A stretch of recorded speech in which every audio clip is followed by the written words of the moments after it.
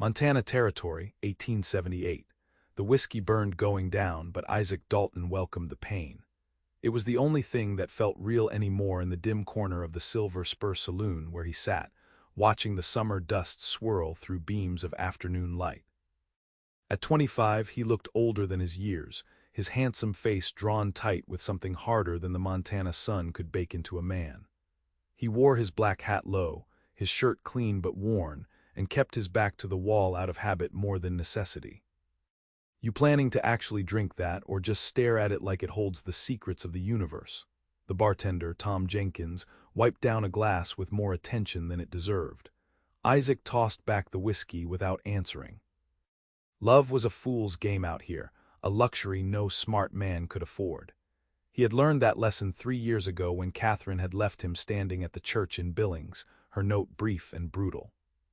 "I cannot love a man married to the wilderness. Go back to your cattle and your endless sky. I am returning to Philadelphia where life has meaning." The frontier demanded everything from a man, and gave nothing back but calluses and loneliness. That was the truth Isaac had carved into his heart like initials on a tree. He would work the cattle ranch he managed for the Morrison family, save his wages, and perhaps one day buy his own spread. A wife, children, a home with laughter echoing through it, those were fantasies for men who had not yet been broken by reality. "Stage is coming in," Tom said, nodding toward the window. "Reckon it is running late." Isaac barely glanced up. The afternoon stage from Helena brought nothing that concerned him, just travelers passing through on their way to somewhere that mattered.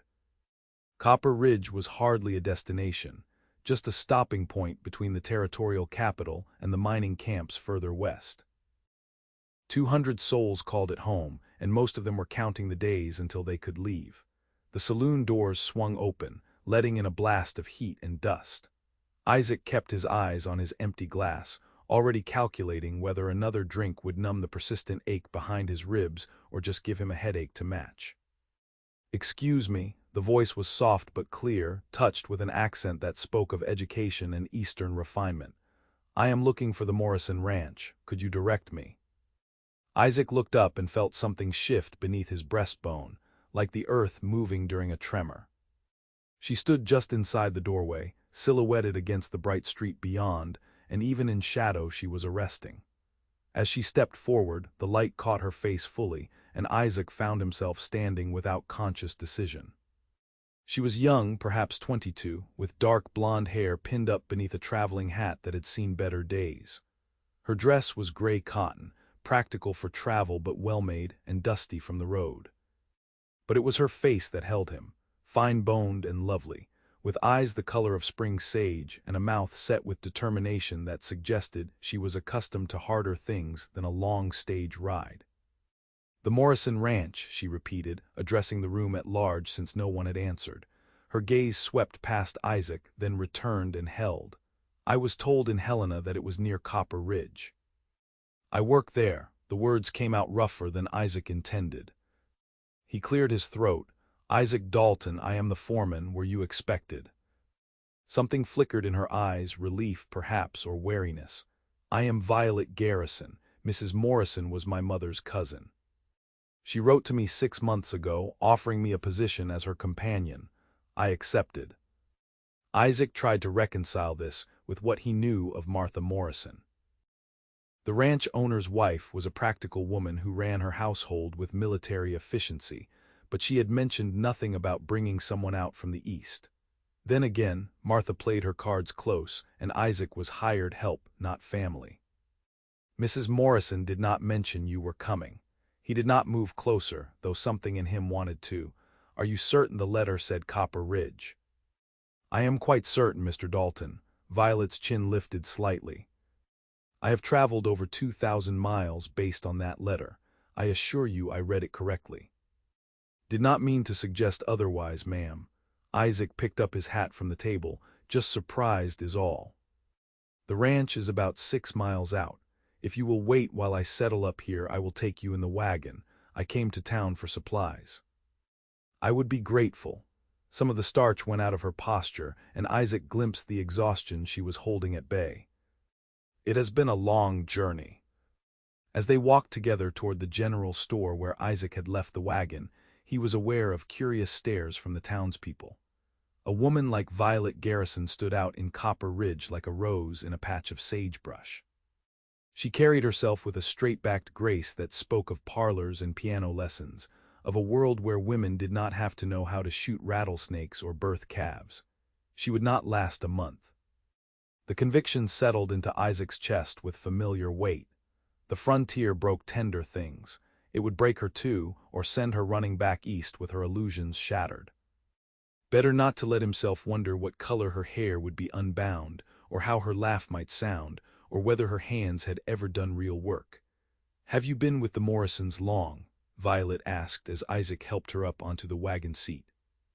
Her gloved hand was small in his, and even through the leather he felt the warmth of her. 3 years.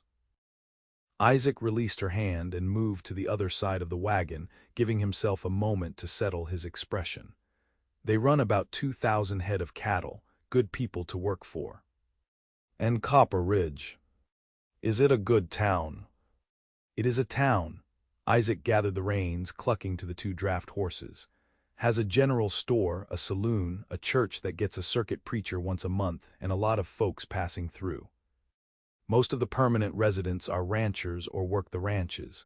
Nothing fancy, but folks are decent enough." They rode in silence for a while, the wagon creaking as it rolled over the rutted road. The afternoon sun beat down fierce and bright, turning the grasslands to gold. In the distance, the mountains rose blue and hazy against the vast sky. Isaac watched Violet from the corner of his eye, waiting for the inevitable reaction, the moment when the sheer enormity of the landscape would hit her, and she would realize how far she was from everything civilized. "It is beautiful," she said softly. "I had not imagined it would be so beautiful."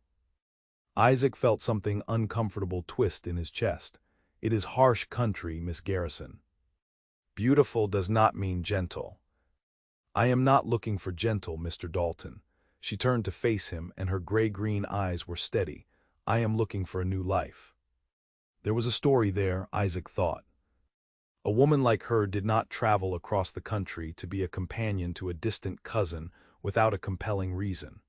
But it was not his business, and he had no intention of making it his business. In a few weeks, maybe a few months, she would be gone, and he would still be here with his cattle and his solitude and his certainty that the frontier was no place for love. "Well, you will find life here is different," he said. "Winters are brutal. We get snowed in for weeks at a time. Summers are hot and dry, and there is always the threat of drought or prairie fire. The work never stops, and the nearest real town is a day's ride away." "Are you trying to discourage me, Mr. Dalton?" "Just giving you the truth, ma'am." "I appreciate honesty." Violet folded her hands in her lap. "I have had quite enough of pretty lies." Before Isaac could ask what she meant, the ranch came into view over the next rise. The Morrison place was substantial by Montana standards, a large 2-story house of white-painted wood, a barn that could shelter 50 head in a blizzard, corrals and outbuildings scattered across several acres. Cottonwoods lined the creek that ran through the property, their leaves bright green against the tawny grass. Martha Morrison came out onto the porch as the wagon approached, wiping her hands on her apron. She was a sturdy woman in her 50s with gray-streaked brown hair and the weathered face of someone who had spent decades fighting the frontier to a draw. When she saw Violet, her expression shifted from curiosity to something Isaac could not quite read. "Violet," Martha came down the steps slowly. "Violet Garrison."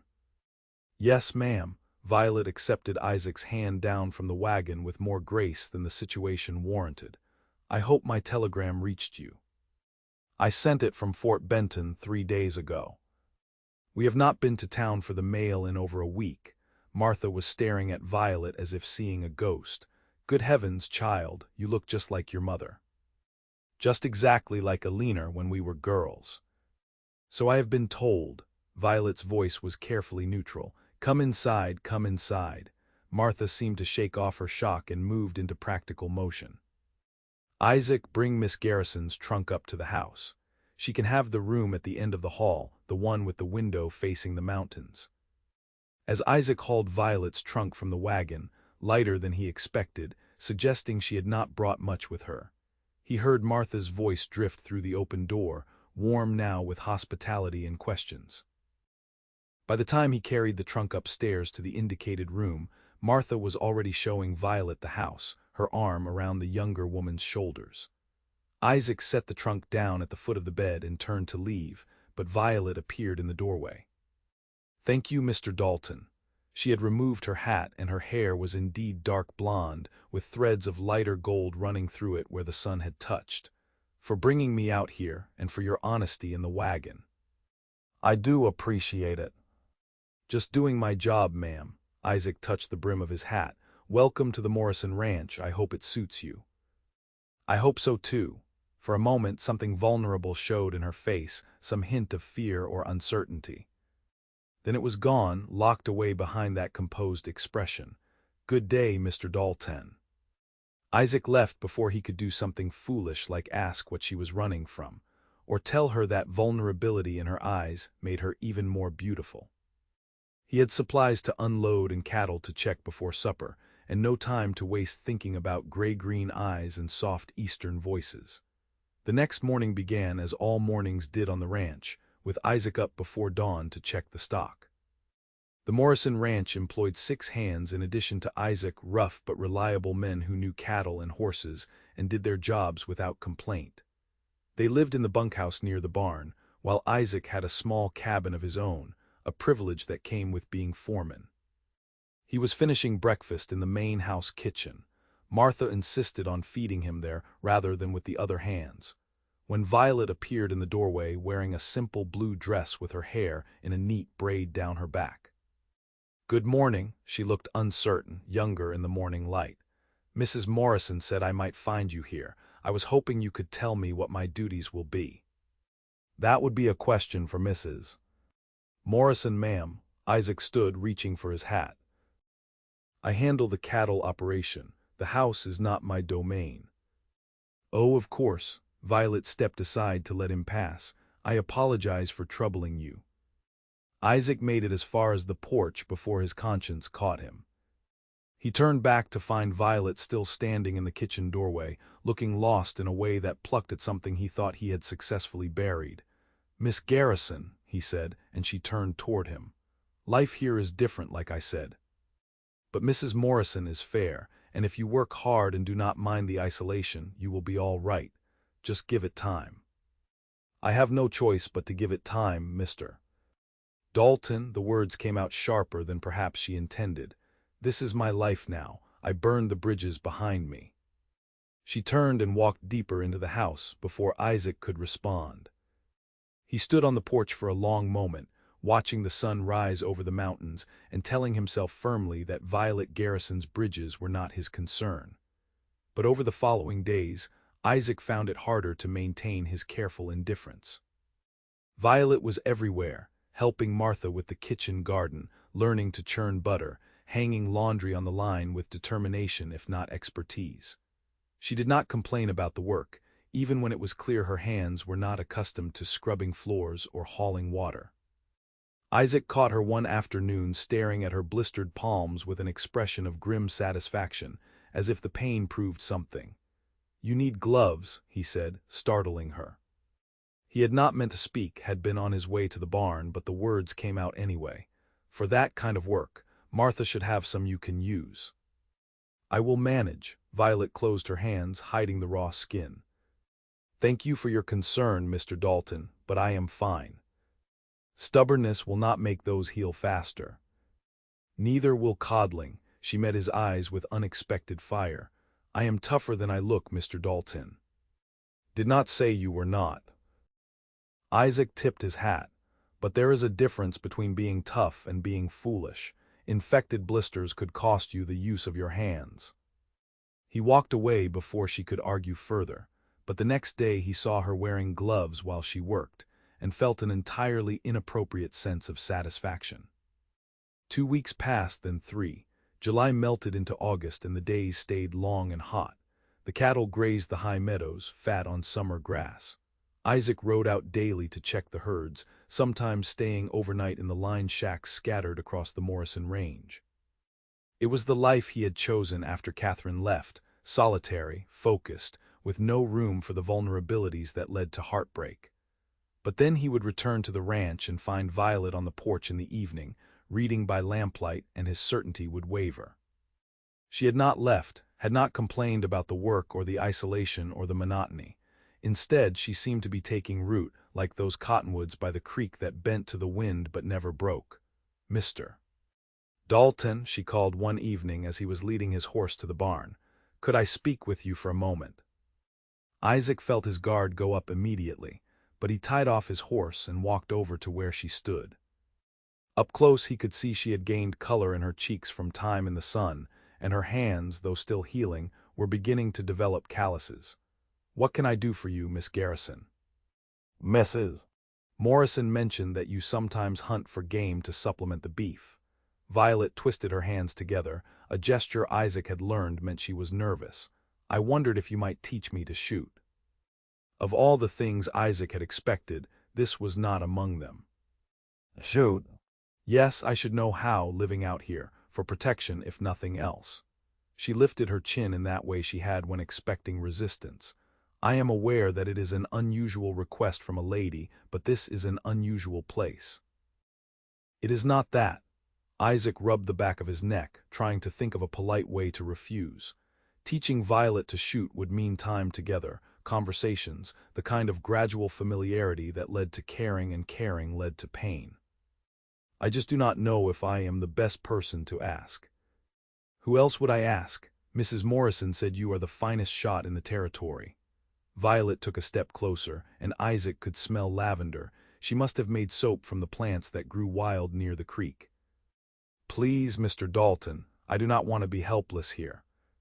The word helpless did it. Isaac thought of the determination in her face that first day, the way she had stood up straighter when he warned her about frontier hardship, as if daring the wilderness to do its worst.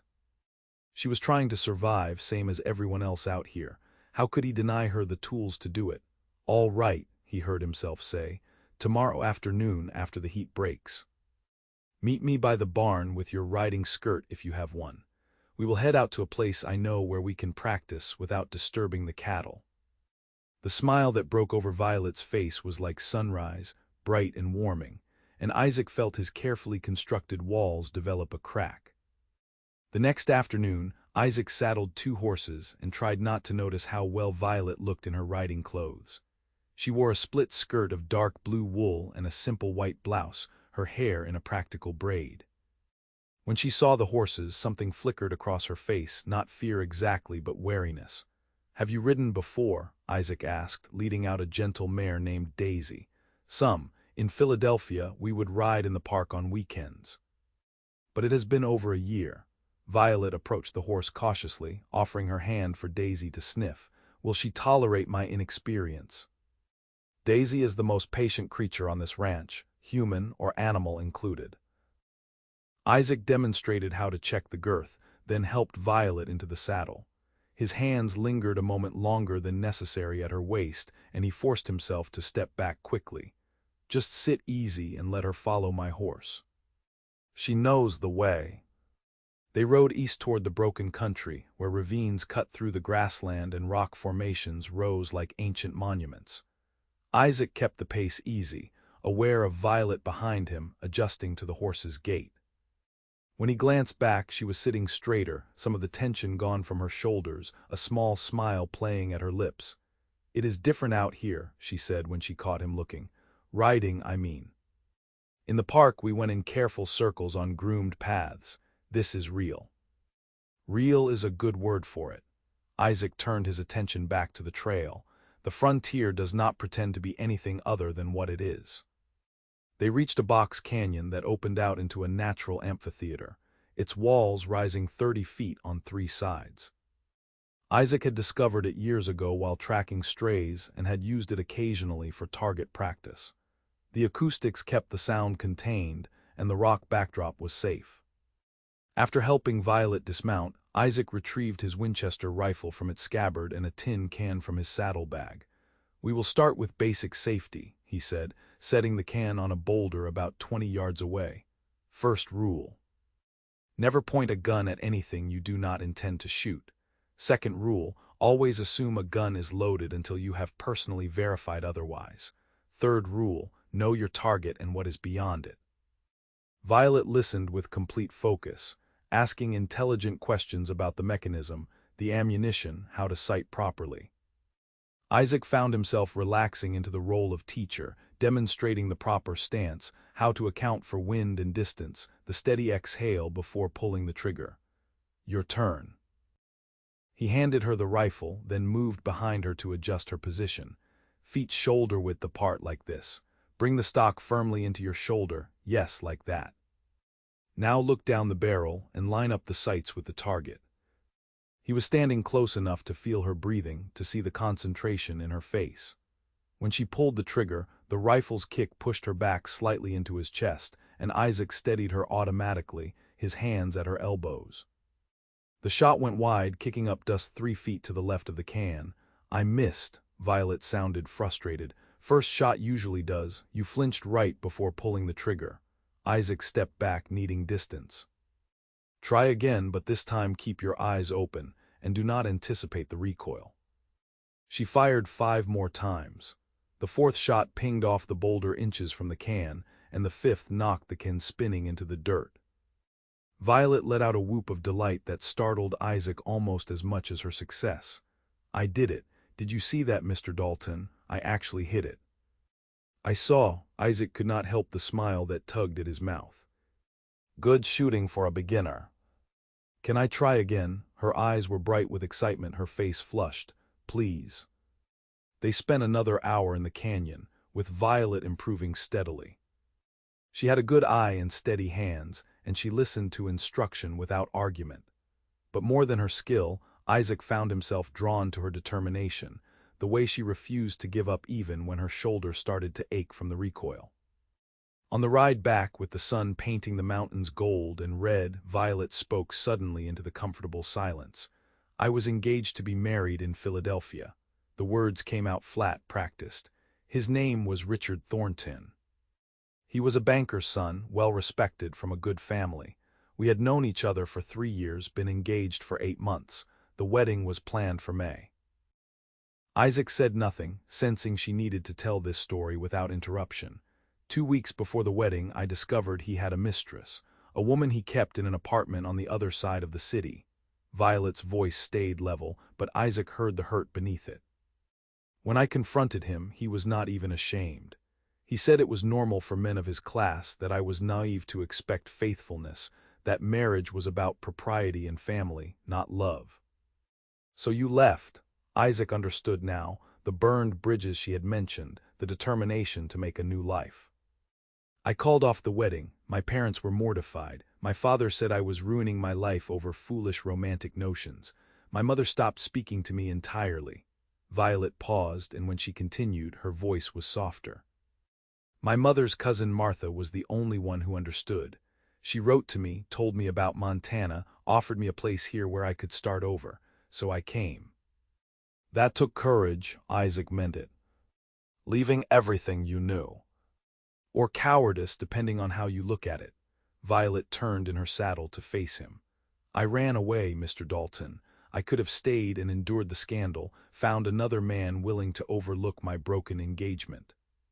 Instead, I fled to the frontier like it was some kind of refuge. The frontier does not care about broken engagements or scandals. Isaac held her gaze. Out here, you are just Violet Garrison, a woman working hard to build a life. That is not cowardice, that is starting over. Something shifted in her expression, a softening around her eyes. Is that what you did, Mr. Dalton? Start over. Isaac looked away first, uncomfortable with how much she saw. Everyone out here is running from something or toward something, sometimes both. They rode the rest of the way in silence, but it was different now. Not the careful distance of strangers, but the quiet of 2 people who had shared truths and found them understood. Over the following weeks, the shooting lessons became a regular occurrence. Twice a week, Isaac and Violet would ride out to the canyon, and he would teach her marksmanship while she told him stories of her life in Philadelphia. In return, though he had not intended to, Isaac found himself sharing pieces of his own history. Growing up on a farm in Missouri, coming west after his parents died of cholera, the gradual accumulation of skills that made him valuable on a ranch. He did not tell her about Catherine. That wound was still too raw, still too central to his understanding of himself. But Violet must have sensed there was something, because she never pushed, never asked why a man like him was unmarried and alone. September arrived, bringing cooler nights and the first hints of autumn color in the aspens. The cattle would need to be brought down from the high meadows soon, a massive undertaking that would require every hand on the ranch. Isaac was planning the roundup in the ranch office one afternoon when Martha Morrison came in, looking troubled. "Isaac, I need to speak with you about Violet." Isaac's attention sharpened immediately. "Is something wrong?" "No, nothing like that." Martha sat down heavily in the chair across from the desk. "It is just that I have grown very fond of her and I am worried. She is far too isolated here. She needs to meet people her own age, have some kind of social life beyond work and this ranch." "This is Montana, Martha. We are all isolated." "You know what I mean." Martha fixed him with a stern look. "There is a dance in Copper Ridge next Saturday, the autumn harvest dance. I want Violet to go, but she will not hear of it. Says she has no interest in social gatherings, that she came here to work, not to socialize." Isaac shifted uncomfortably. "What does this have to do with me?" "You could take her, convince her it would be good for her to attend. She listens to you, Isaac, I have seen it." Martha leaned forward. "That girl has been hurt, and she is hiding here same as you have been hiding for 3 years. But hiding is not the same as healing. Sometimes you have to step back into life." "I do not hide." Isaac heard the defensiveness in his own voice. "Do not you?" Martha raised an eyebrow. "When was the last time you went to a social event? When was the last time you let yourself enjoy something beyond work? That woman broke your heart, Isaac, but she does not get to have the rest of your life." Isaac stood abruptly. "I will think about it." "The dance is Saturday," Martha called after him as he left. "Think quickly." Isaac did not want to think about it at all. He did not want to examine why the idea of taking Violet to a dance made his pulse quicken, or why he immediately started imagining how she would look in something other than work clothes, or how it would feel to put his hand at her waist and move with her across a floor to music.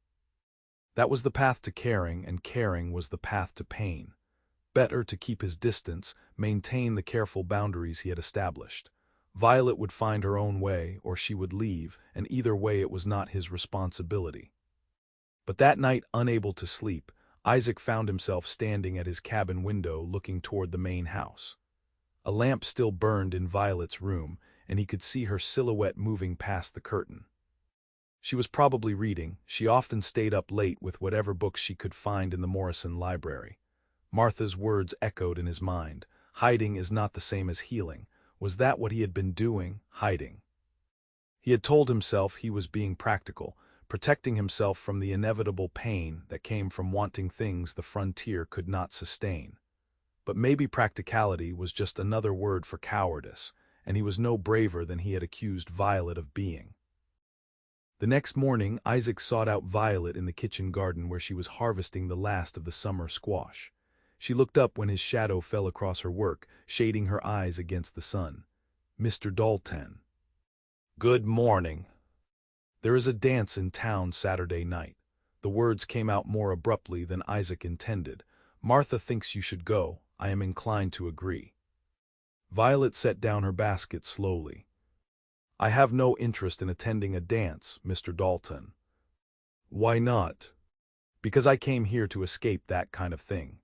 The social performances, the careful conversations, the men looking for wives and the women looking for husbands. I am done with all of it. It is not like that here." Isaac crouched down beside her, meeting her eyes. "A frontier dance is not a Philadelphia ball. It is just people who work hard taking an evening to enjoy themselves. Food, music, neighbors catching up. No performances required." "Then you go," Violet resumed harvesting, not looking at him. "You do not need me there." "I have not been to one in 3 years." The admission cost him something. I figured I would start again if you would come with me. Violet's hands stilled on the squash. When she looked up, her expression was unguarded for once, surprised and uncertain. Why? Because Martha is right. We are both hiding, and maybe it is time to stop. Isaac stood, brushing dirt from his hands. But I am not going to drag you there against your will. Think about it. Let me know by Friday if you want to go. He walked away before she could respond, his heart hammering harder than such a simple conversation warranted. He had just admitted he was hiding, that he needed to change, that he wanted her company for that change. The walls he had built so carefully were not just cracked now, they were crumbling. Friday came with no word from Violet. Isaac told himself it did not matter, that he had made his offer and she had refused, and that was the end of it. He would not go to the dance. He would do what he always did, work until exhaustion made thought impossible, then sleep and wake to do it again. But Friday evening, as he was finishing up in the barn, Violet appeared in the doorway wearing her best gray dress, her hair pinned up with more care than usual. In her hands she held a piece of paper that she twisted nervously. "I wrote to Richard," she said without preamble, "to my former fiancé. After you asked me about the dance, I realized I had been holding on to something, not him exactly, but the anger and hurt. So I wrote him a letter telling him I forgave him and wished him well, and then I burned it." Isaac set down the bridle he had been mending. Did burning it help? Yes, it felt like letting go. Violet took a breath. "I would like to go to the dance with you, Mr. Dalton, if the invitation is still open." Something warm and bright unfurled in Isaac's chest, like a green shoot pushing through hard ground.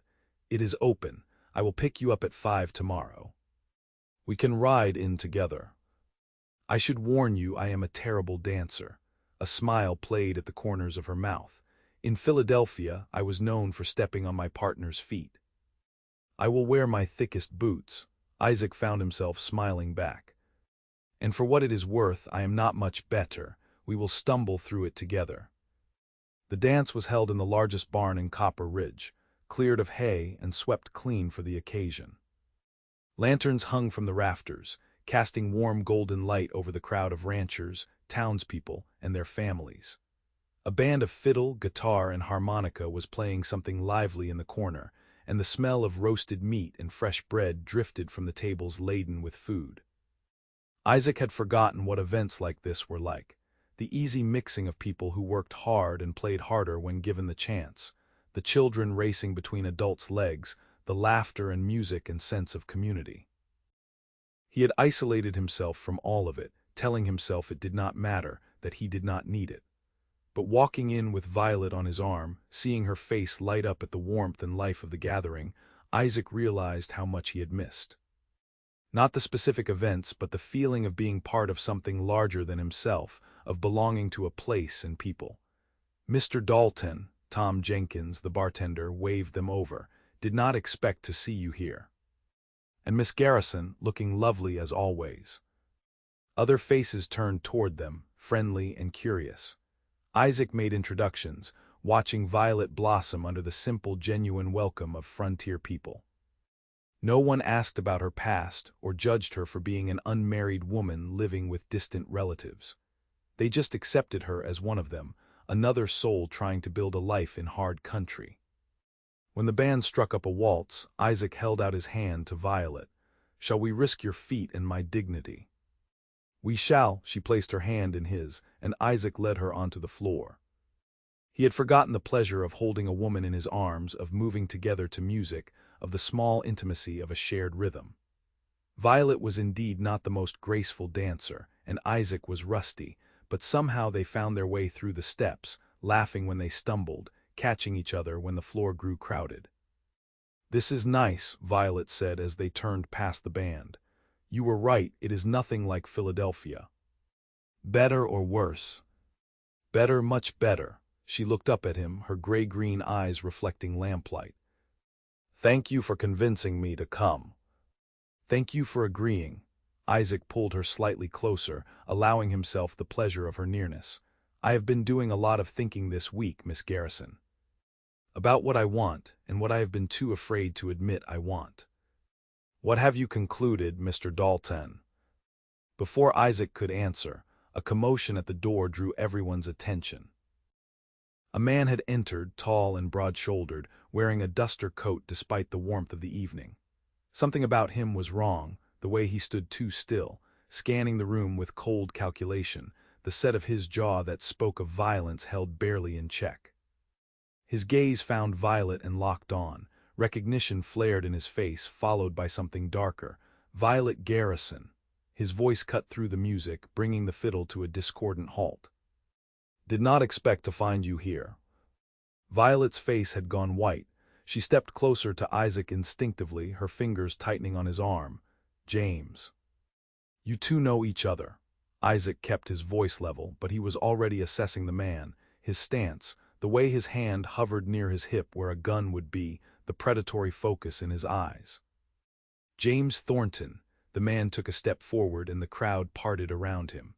"Violet's former brother-in-law, or would have been if she had not run off and left my brother standing at the altar." "That is not how it happened." Violet's voice was steady despite her pallor. "And you know it." "What I know is you disappeared without a word, shaming my family in front of the entire city." James moved closer, and Isaac shifted to put himself between the man and Violet. "Did you think you could run far enough that it would not matter, that there would not be consequences?" "The lady does not want to talk to you." Isaac kept his tone neutral but firm.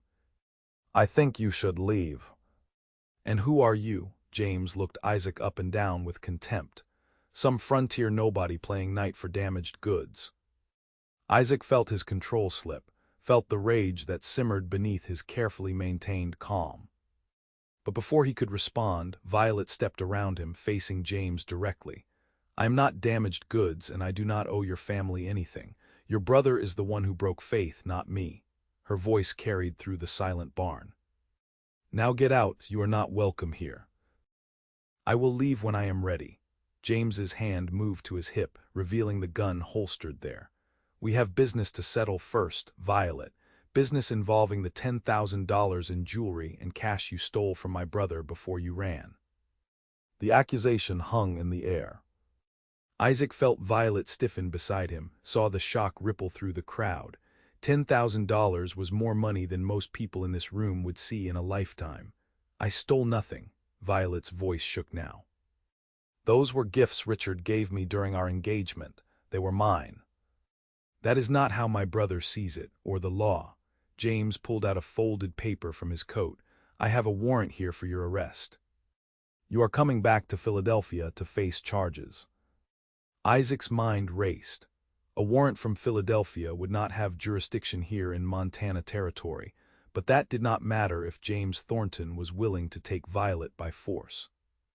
And the look in his eyes said he was more than willing. "Let me see that warrant." Tom Jenkins stepped forward, hand outstretched. As the bartender and de facto mayor of Copper Ridge, he had some authority.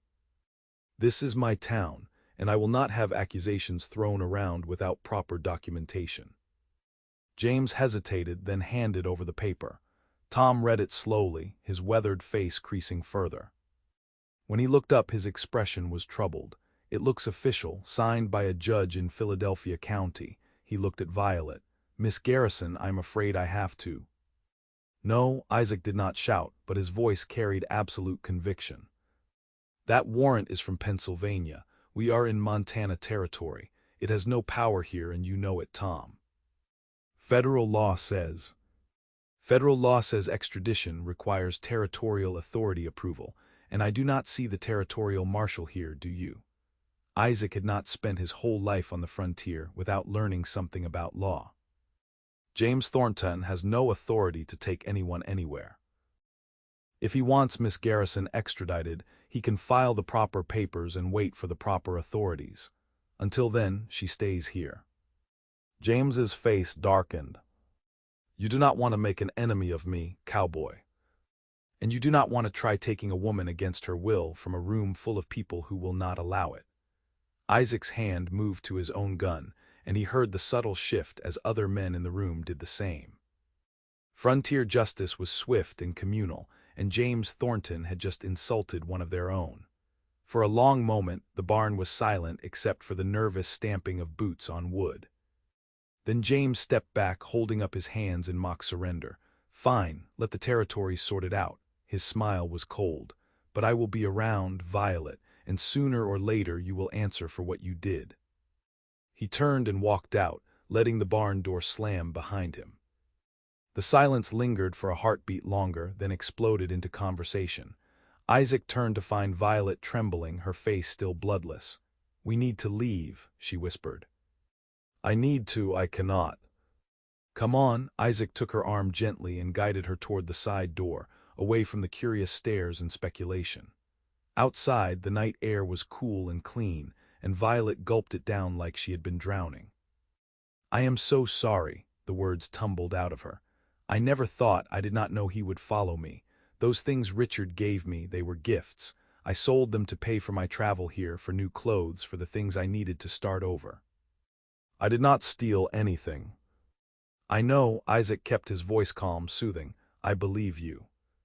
"But now everyone will think," Violet wrapped her arms around herself. "They will think I am a thief, a criminal.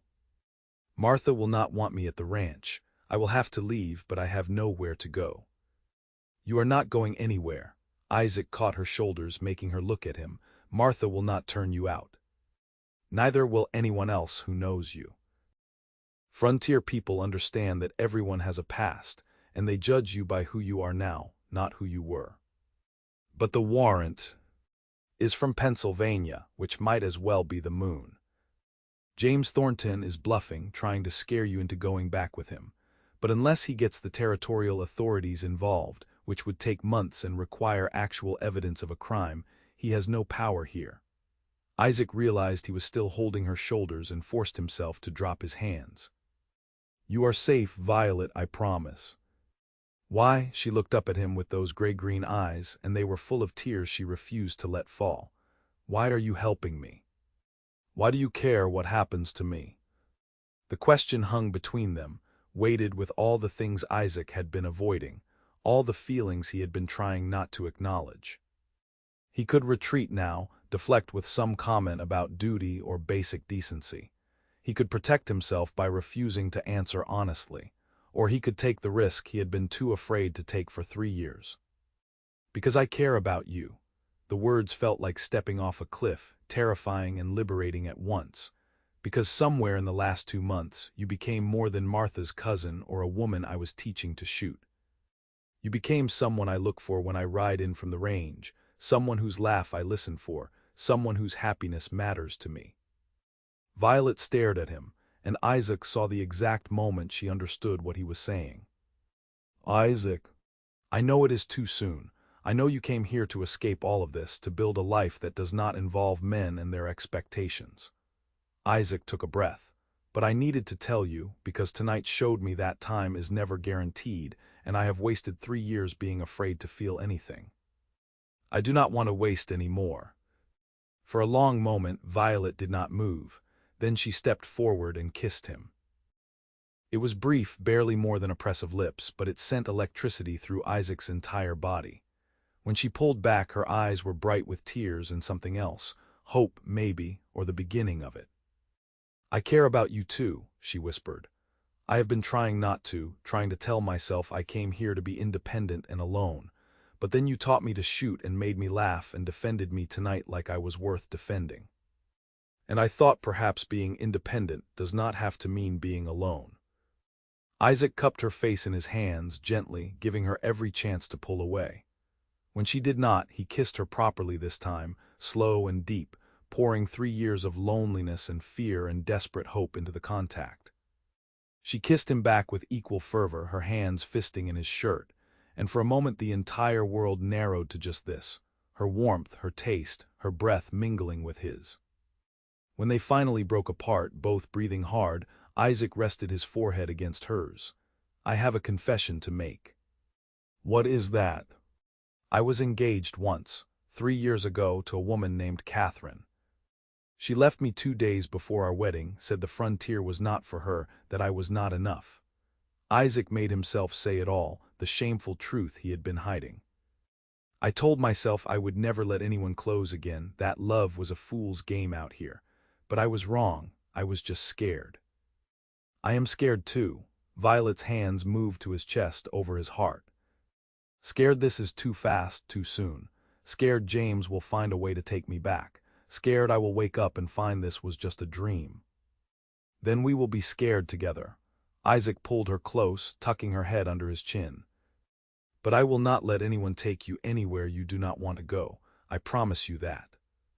They stood like that for a while, holding each other under the Montana stars, the sounds of the dance resuming inside the barn floating out into the night. When they finally went back to collect their horses for the ride home, they found Martha waiting by the wagon, her expression unreadable. I heard what happened, she said without preamble. Isaac, I need you to tell me true. Is my cousin in danger? James Thornton is angry and feels entitled to something he thinks Violet took. Isaac kept his arm around Violet's shoulders. But he has no legal standing here, and I do not think he expected the community to stand with her the way they did. My guess is he will try to intimidate her for a few days, then leave when he realizes it is not working. And if you are wrong, then I will handle it. Isaac met Martha's eyes steadily. She is under my protection now. Nothing is going to happen to her. Martha studied them both for a long moment, taking in their closeness, the way Violet leaned into Isaac's side. Finally, she nodded. I see how things stand, and I am not blind to what has been growing between you two. But Isaac, my cousin, has been hurt badly, if you are not serious about this. I am serious. Isaac did not hesitate, more serious than I have been about anything in 3 years. Good, Martha's expression softened. Then let us go home. It has been quite an eventful evening, and I suspect we all need some rest. The ride back to the ranch was quiet but not uncomfortable. Isaac drove the wagon while Violet sat beside him, her hand resting on his knee, a small point of contact that felt like a promise. Above them the Milky Way sprawled across the black vault of sky, so many stars that they seemed to merge into rivers of light. Tell me something, Violet said softly, something you want. Something you have not let yourself want in a long time. Isaac thought about it, thought about all the dreams he had set aside after Catherine left. A home of his own, children's laughter, someone to share the sunrise with. But one thing stood out above all the rest. I want to wake up next to someone who chose me, he said finally. Not because I am convenient or suitable, but because she loves me and wants to build a life together. I want to matter to someone the way they matter to me. You matter to me, Violet's voice was quiet but certain. I cannot promise you forever yet, Isaac. I am still finding my footing, still figuring out who I am without Richard and Philadelphia and all of it. But I can promise you today and tomorrow, and every day after that until someday turns into forever. Isaac brought her hand to his lips, kissing her knuckles. That is enough. That is more than enough. They reached the ranch near midnight, and after seeing the horses settled, Isaac walked Violet to the main house. On the porch in the shadow of the eaves, he kissed her again, gentle and lingering, a question and an answer all at once. Good night, Violet. Good night, Isaac. She touched his face, tracing the line of his jaw.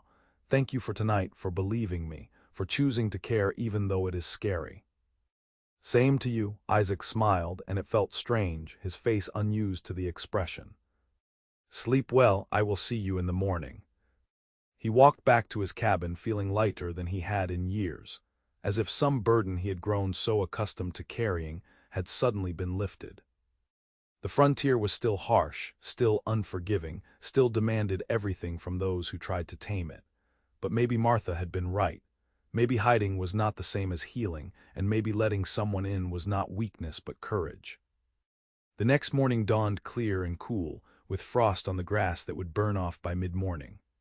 Isaac was up early as always, but instead of heading straight to the barn, he found himself pausing to watch the sunrise paint the mountains gold and pink. When had he last taken time to appreciate the beauty of this place, instead of just enduring its harshness? Violet was already in the kitchen when he arrived for breakfast, helping Martha with biscuits. She looked up when he entered, and the smile that lit her face was like sunshine, warm and unreserved. Isaac felt his chest tighten with something that might have been fear but felt more like hope. The day passed in the usual rhythm of ranch work, checking stock, mending fence, planning for the upcoming roundup. But throughout it all, Isaac was aware of Violet in a way he had not been before. When she brought lunch out to the hands working in the near pasture, he watched her laugh at something one of them said and felt a fierce protective pride. When she sat on the corral fence watching him break a green horse, her presence steadied him in ways he could not articulate. It was late afternoon when James Thornton appeared again. Isaac was in the barn checking tack when he heard voices raised in the yard. He stepped out to find James confronting Violet near the well, his posture aggressive, his voice carrying. "You think hiding behind your cowboy and his friends will work forever. I'm not leaving without what I came for, Violet. Either you come with me willingly, or I will make sure everyone knows exactly what you are, a thief who seduced my brother and then robbed him blind." "That is not true, and you know it." Violet stood her ground, but Isaac could see the fear in her rigid posture. "Richard gave me those things. The jewelry was to be my wedding jewelry. The money was for our future household expenses. All of it was mine." "Then why did you not leave it behind when you ran?" James grabbed her arm, jerking her toward him. "Why take it all if you did not know you were stealing?" Isaac crossed the distance between them in 4 long strides. His hand closed around James's wrist, applying just enough pressure to make the man release Violet immediately. "Get your hands off her." Isaac's voice was quiet, but something in it made James take a step back. "And get off this property. You have been warned once. There will not be a third warning." "Or what? You will shoot me." James's laugh was ugly. "That is what you frontier animals do, is not it? Solve everything with violence." "No, we solve things with law." Martha Morrison stepped out of the house, a rifle held casually but competently in her hands. "And the law says you are trespassing on private property after being told to leave. That gives me the right to defend my land and my family. Violet is family. You are not welcome here." For the first time, James looked uncertain. His gaze moved from Martha to Isaac to the ranch hands who had stopped their work to watch, forming a loose semicircle around him. He was outnumbered and outgunned, and everyone present knew it. "This is not over," he said, backing toward his horse. "I will be filing papers with the territorial marshal. When he comes to collect her, you all will be guilty of harboring a fugitive. Do what you have to do." Isaac kept himself between James and Violet, "but do it from somewhere else. You are done here." James mounted and rode off at a gallop, leaving a cloud of dust in his wake. Isaac watched until he disappeared over the rise, then turned to Violet. She was shaking, her arms wrapped around herself, her face pale. "Come on," he took her hand gently. "Let us walk." They followed the creek away from the buildings, finding a spot beneath the cottonwoods where the sound of water over rocks drowned out the rest of the world. Violet sat down heavily on a fallen log and Isaac crouched in front of her, taking both her hands in his. "I should leave." The words came out broken. "I am bringing trouble to you and Martha." "It is not fair." "You are not going anywhere." Isaac squeezed her hands. "We are going to handle this together. Tomorrow we will ride into town and talk to Tom. He has connections with the territorial marshal. We will find out if James actually filed papers or if he is just talking. Either way, we will deal with it legally and properly." "But what if they believe him? What if the marshal comes and takes me back?" Violet's eyes were bright with unshed tears. "I cannot go back there, Isaac. I cannot face Richard and his family and the scandal. It will destroy me." "Then we will fight it. We will get your side documented, get witnesses to testify about the gifts, about the circumstances of your leaving. Philadelphia is far away, and frontier courts tend to be practical about these things." Isaac brought her hands to his lips. "But more than that, you have people here who will stand with you. Martha, me. The whole damn town, from what I saw at the dance.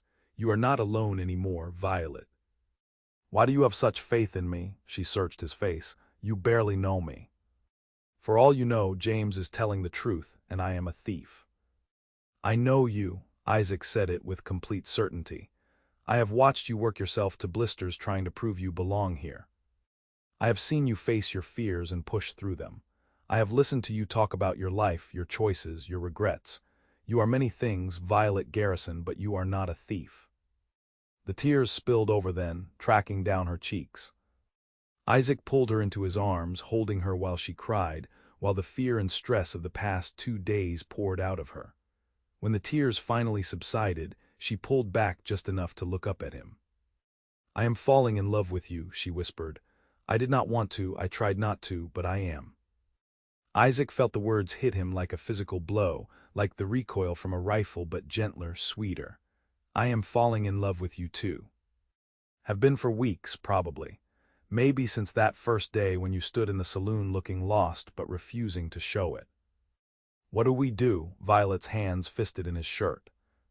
"How do we make this work with everything so complicated?" "Same way you handle anything on the frontier." Isaac kissed her forehead, her cheeks, her lips.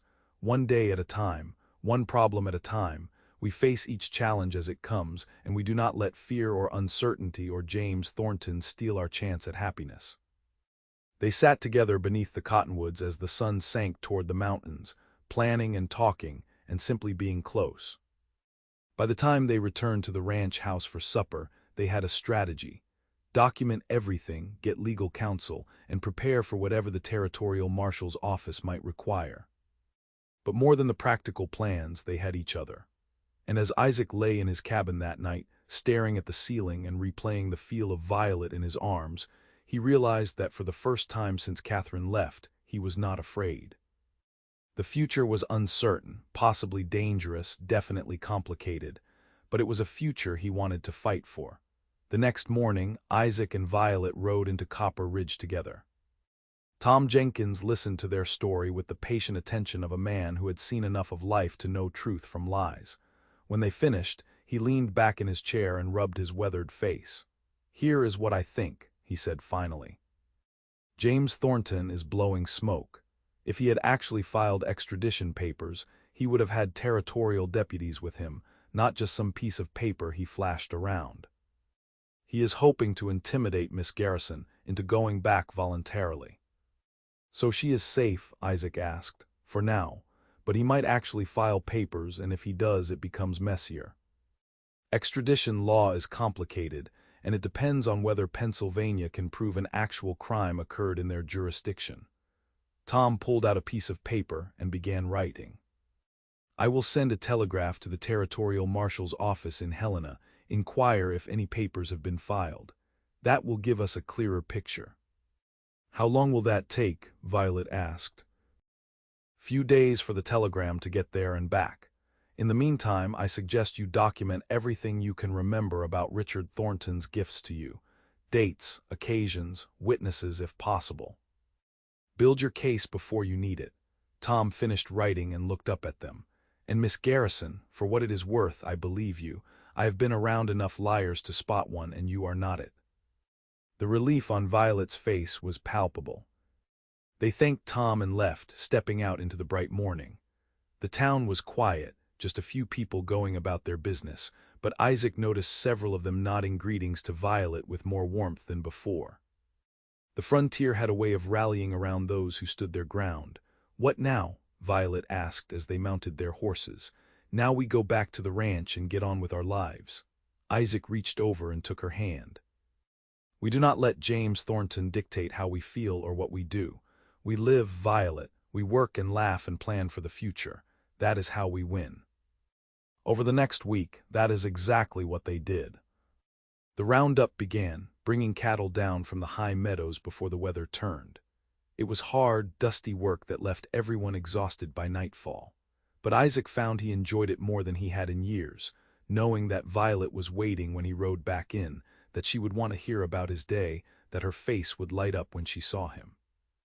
They stole moments together, a walk after supper, an hour of reading side by side on the porch, quick kisses in the barn when no one was watching.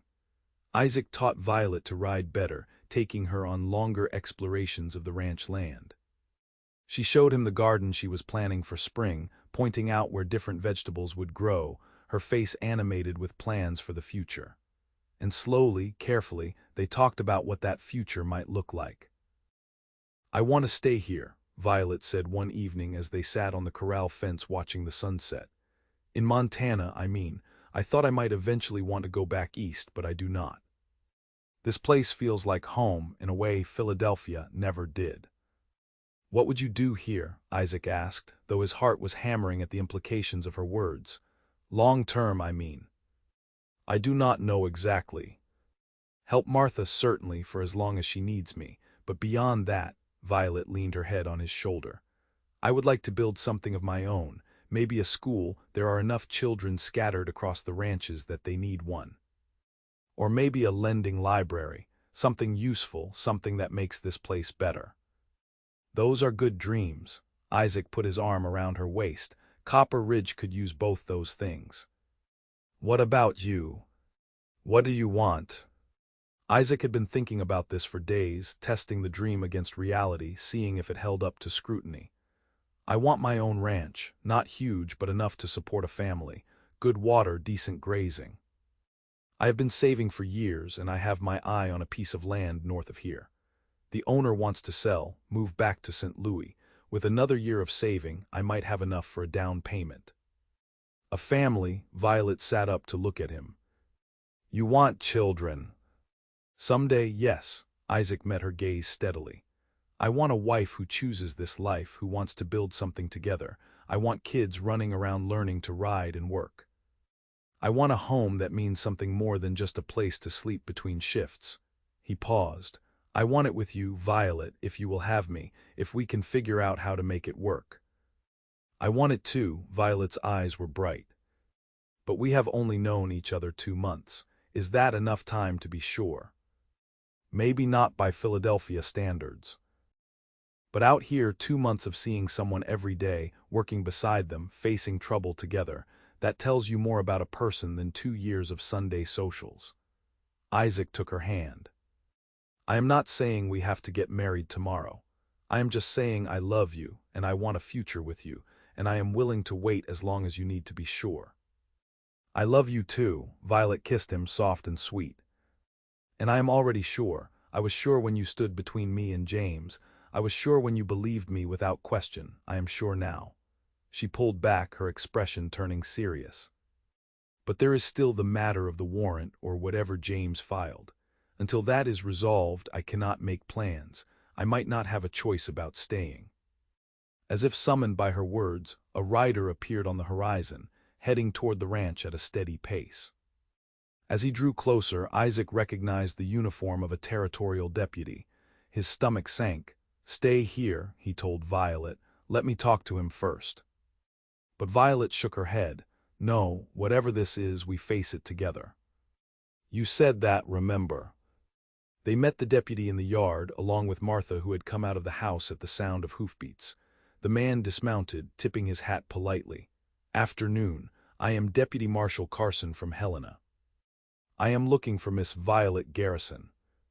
I am Violet Garrison. Violet stepped forward, her voice steady despite the pallor of her face. Ma'am, I have some papers here from the Territorial Marshal's office. Carson pulled documents from his saddlebag.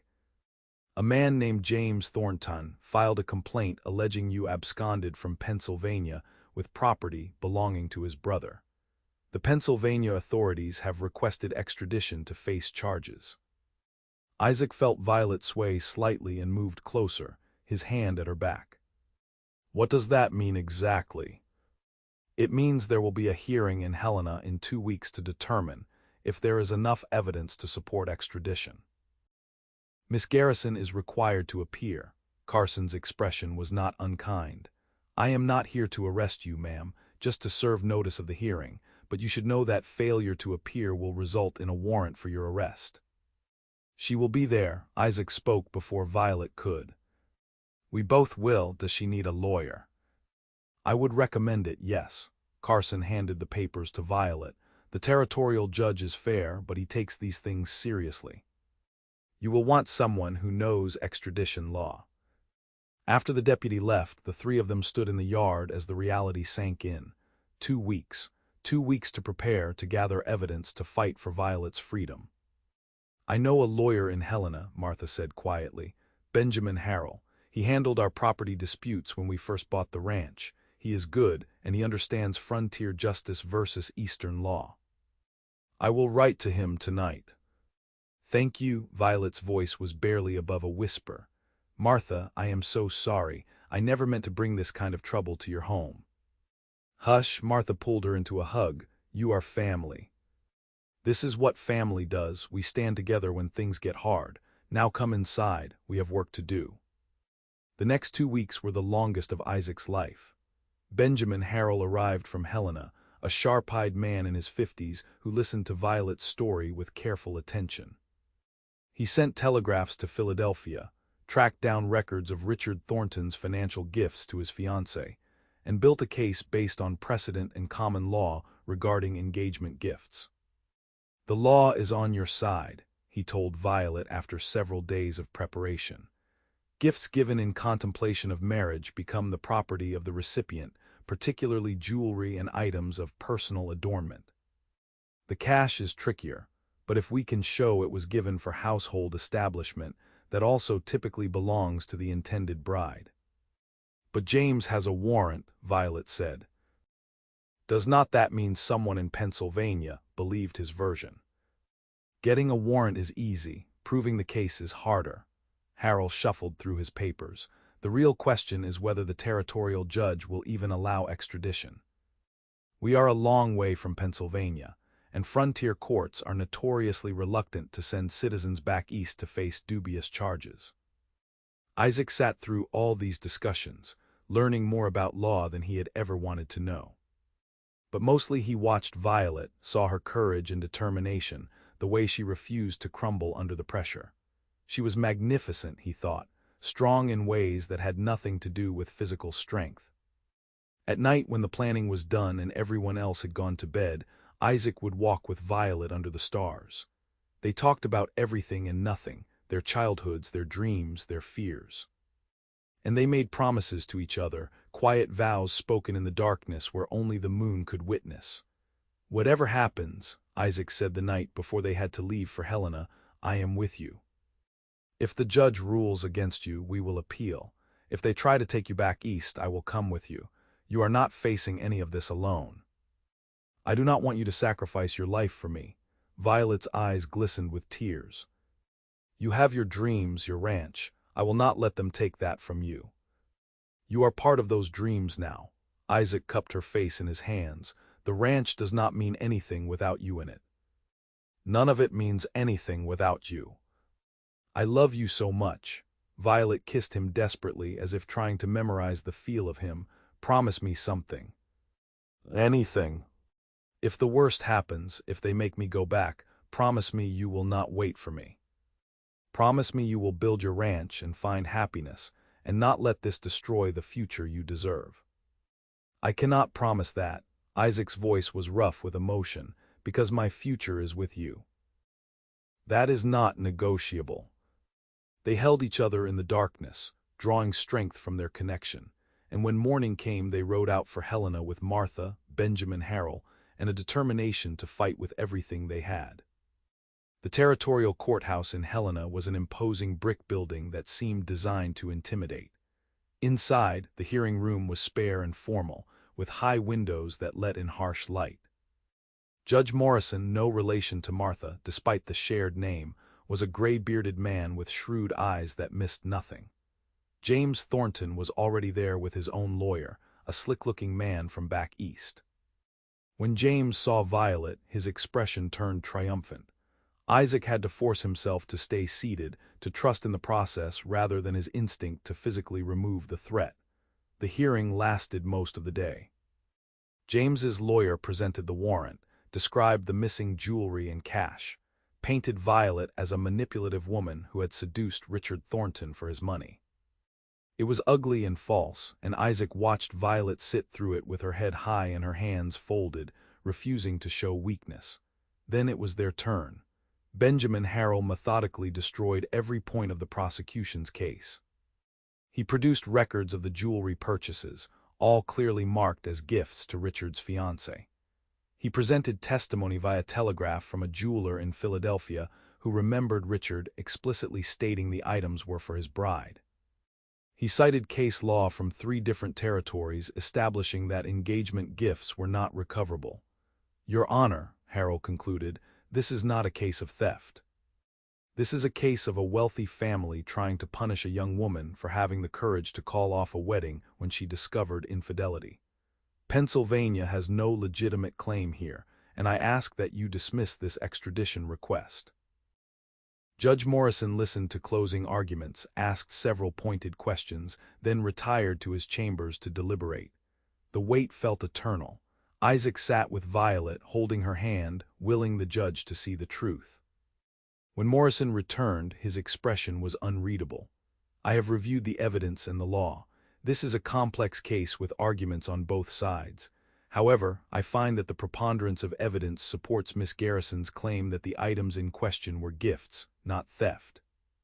Furthermore, I note that Pennsylvania's request for extradition appears to be motivated more by family embarrassment than actual criminal conduct. Isaac felt hope surge, but forced himself to wait for the final ruling. Therefore, Morrison continued, I am denying the extradition request. Miss Garrison will remain in Montana Territory, however. He looked directly at Violet. I am also issuing a finding of fact regarding the disputed property. Miss Garrison, you are hereby ordered to return the monetary value of the items in question to the Thornton family, to be paid in installments over the next 2 years at a rate to be determined by this court. Violet stood, her voice clear. Your Honor, I already sold the items to pay for my travel and establishment here. I have no means to repay such a sum. Then you will work it off. Morrison's expression softened slightly. I understand you are employed as a companion. You may remit $20 per month until the debt is satisfied. The Thornton family will have to accept that as settlement. He banged his gavel. This hearing is concluded. Miss Garrison is free to go. The relief was overwhelming. Violet turned into Isaac's arms and he held her tight, feeling her shake with the release of tension. Around them, Martha was thanking Benjamin Harrell, and James Thornton was arguing furiously with his lawyer, but none of it mattered. Violet was safe, she could stay. Outside the courthouse in the bright Helena afternoon, Violet finally broke down. Isaac held her while she cried, while months of fear and stress poured out of her. It is over, he murmured into her hair. You are free. We are free. $20 a month. Violet pulled back, wiping her eyes. That is nearly all I make from Martha. It will take me years to pay it off. Then we will figure it out. Isaac smiled down at her. I have savings. We can. No, Violet's voice was firm. This is my debt, my responsibility. I will not start our life together by taking your ranch money. I will pay it myself, even if it takes 5 years. Our life together, Isaac caught on the words. Is that what we are doing, starting our life together? Violet looked up at him, and despite the tears, her smile was radiant. If you still want me, if you are willing to wait while I pay off this debt and establish myself properly. If you can be patient with. Isaac kissed her, cutting off her words, pouring everything he felt into the contact. When they finally broke apart, he kept his forehead pressed to hers. I will wait as long as you need, but Violet. I do not want to wait long. I want to marry you. I want to start that ranch with you. I want to build the life we talked about. He pulled back to look at her properly. Marry me, not today, not tomorrow, but soon. As soon as you are ready. Yes, the word came out without hesitation. Yes, Isaac, I will marry you. They were married 3 months later, in the same church in Copper Ridge, where Isaac had once planned to marry Catherine. But this time there was no doubt, no last-minute abandonment. Violet walked down the aisle on Martha's arm, wearing a simple dress of blue cotton she had sewn herself, and when Isaac saw her, he felt 3 years of pain and loneliness finally, truly heal. The wedding was small. Martha and her husband, the ranch hands, townspeople who had come to care for both of them. Tom Jenkins gave a surprisingly eloquent toast about second chances and frontier courage. Martha cried happy tears, and when the circuit preacher pronounced them man and wife, Isaac kissed his bride and felt like he had finally come home. They spent their wedding night in Isaac's cabin, which now belonged to both of them. It was humble, just one room with a bed and a stove and not much else, but Violet moved through it like it was a palace, touching his things that were now their things, smiling at him with such love that Isaac felt his chest might burst. "I have something for you," he said, suddenly nervous. He pulled out a small wooden box from his belongings. "I made it myself, not much, but I wanted you to have something." Inside the box was a simple ring he had carved from a piece of elk antler, polished smooth, and inlaid with a thin band of silver he had bought in town. It was crude compared to the jewelry she had left behind, but it was honest, made with his own hands specifically for her. Violet's eyes filled with tears as she slipped it on her finger. "It is perfect. It is the most beautiful thing anyone has ever given me." She kissed him softly. "Thank you for choosing me, for believing in me, for showing me that love does not have to hurt. Thank you for teaching me that being afraid is not the same as being smart." Isaac pulled her close. "I thought I was protecting myself by refusing to feel anything, but I was just half living. You made me whole again." Their life together began in earnest the next morning. Violet continued working for Martha, paying off her debt to the Thornton family. Isaac worked the Morrison Ranch and saved every spare dollar toward his dream of their own land. They lived in the cabin and planned for the future, and every evening they would sit on the porch and watch the sunset and talk about the life they would build. 2 years passed, marked by the changing seasons and the slow accumulation of savings. Violet made her final payment to the Thorntons in the spring of 1880, and that same week, Isaac closed the deal on the land he had been eyeing, 200 acres with good water and better grazing, nestled in a valley with views of the mountains. They broke ground on their house that summer, a modest 2-story structure that they built with help from their neighbors. It was frontier tradition. When someone was raising a house or a barn, everyone pitched in. In return, you did the same when others needed help. The community that had stood with them during James Thornton's threats now came together to help them build their dream. By fall, the house was finished, and they moved in with the few possessions they had accumulated. That first night, lying in their own bed in their own home on their own land, Violet turned to Isaac with tears on her face. "We did it," she whispered. "We actually did it, built something real and lasting." "We did it together." Isaac pulled her close. "Everything worth having we built together." The following spring, Violet announced she was pregnant. The baby, a boy they named Thomas after Tom Jenkins, who had believed in them from the start, was born in January of 1881 during a howling blizzard. Isaac delivered his son with shaking hands while Martha coached him through it, and when he heard that first cry, he understood what it meant to be truly terrified and truly joyful at the exact same time.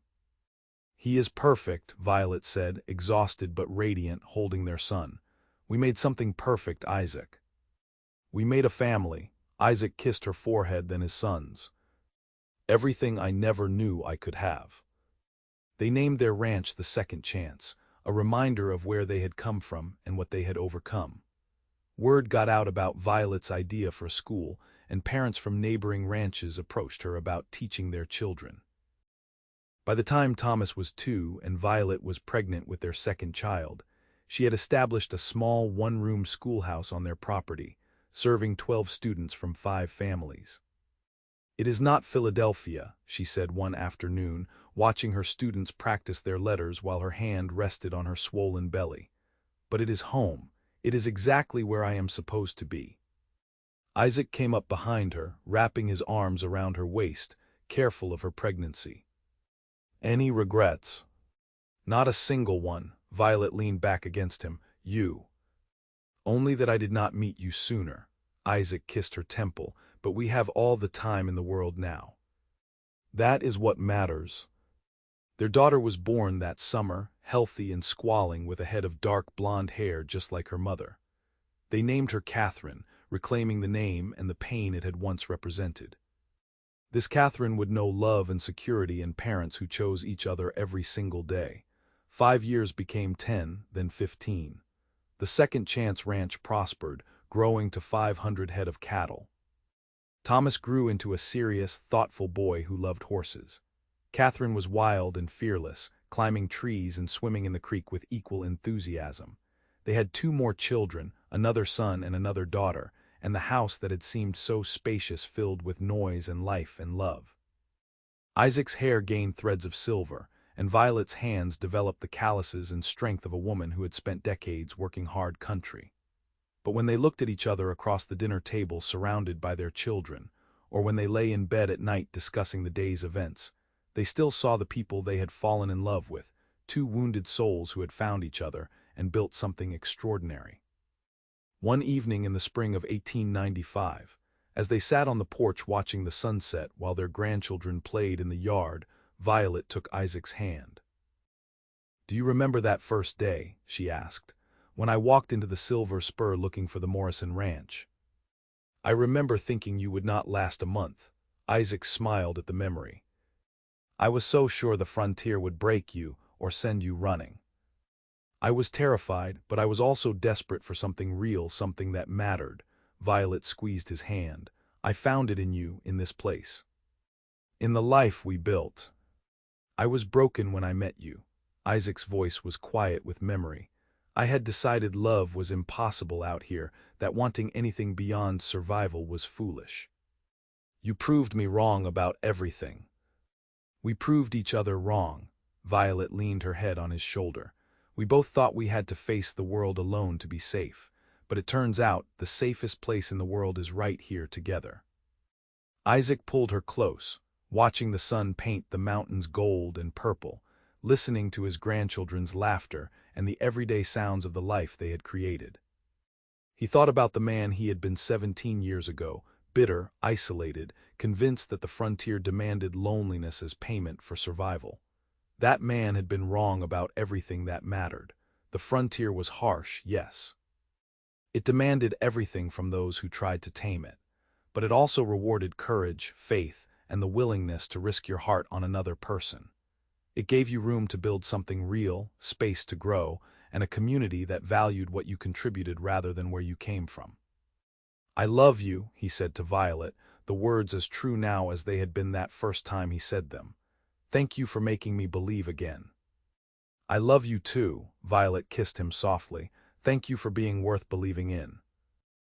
As the sun sank below the mountains and the stars began to emerge in the darkening sky, Isaac Dalton held his wife and watched his family and knew with absolute certainty that this life, this love, this home they had built together, was everything worth fighting for.